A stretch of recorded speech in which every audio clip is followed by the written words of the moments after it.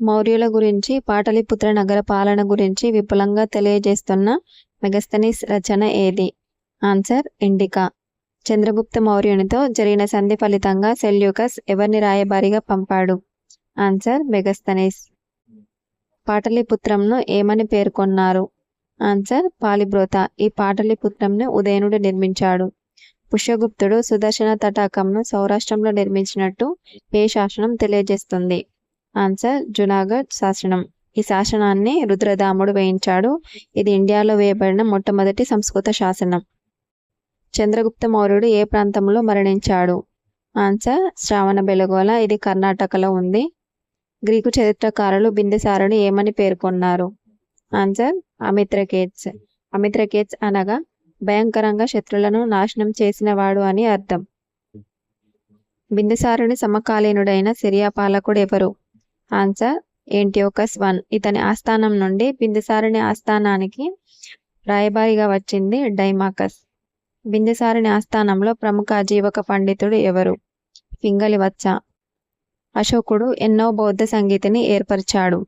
Answer 3వ బౌద్ధ సంగీతి పాటలీపుత్రలో. శ్రీలంకకు బౌద్ధమత ప్రచారానికి అశోకుడు పంపిన అతని కుమారుడు ఎవరు? ఆన్సర్ సంఘమిత్ర మహేంద్ర. జైన అశోకునిగా పిలువబడిన అశోకుని మనవడు ఎవరు? ఆన్సర్ సంప్రతి. బౌద్ధ మతానికి అశోకుడు ఎంత చేశాడో జైన మతానికి సంప్రతి అంతే చేశాడన్న అభిప్రాయంతో ఇతన్ని జైన అశోకునిగా కూడా పిలుస్తారు. మౌర్యవంశంను అంతం చేసిన బ్రాహ్మణ సేనాని ఎవరు? ఆన్సర్ పుష్యమిత్ర శుంగుడు. ఇతను శుంగ వంశస్థాపన చేశాడు. మౌర్యుల పతనం శుంగవంశ స్థాపన గురించి తెలియజేస్తున్న ఆధారాలు ఏవి? ఆన్సర్ విష్ణు పురాణం, హర్షచరిత్ర. అశోకుడు 250 రాత్రులు బౌద్ధ సంఘంలో గడిపినట్లు తెలియజేస్తున్న శాసనాలు ఏవి? ఆన్సర్ ఎర్రగుడి శాసనం, మస్కీ శాసనం. ద్విభాషలో ఉన్న అశోకుని శాసనం ఏది? ఆన్సర్ కాందహార్ శాసనం. ఇది గ్రీక్, మేబీ అరమైక్ భాషలో ఉంది. తోప్రా మీరట్ శాసనాలను ఢిల్లీకి తరలించింది ఎవరు? ఆన్సర్ ఫిరోజ్ షా తుగ్లక్. ఖరోష్టి లిపిలో ఉన్న అశోకుని శాసనాలేవి?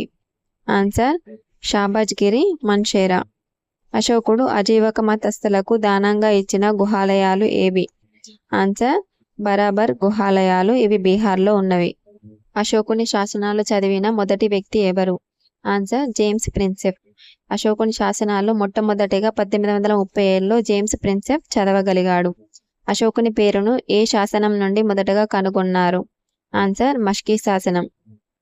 బౌద్ధమత వ్యతిరేకి అయిన అశోకుని భార్య ఎవరు? ఆన్సర్ తిష్యరక్షిత. ఈమె బుద్ధగయలో బోధి వృక్షంకు హాని తలపెట్టింది. దేవానాం ప్రియ బిరుదు కలిగిన అశోకుని మనవడు ఎవరు? ఆన్సర్ దశరథుడు.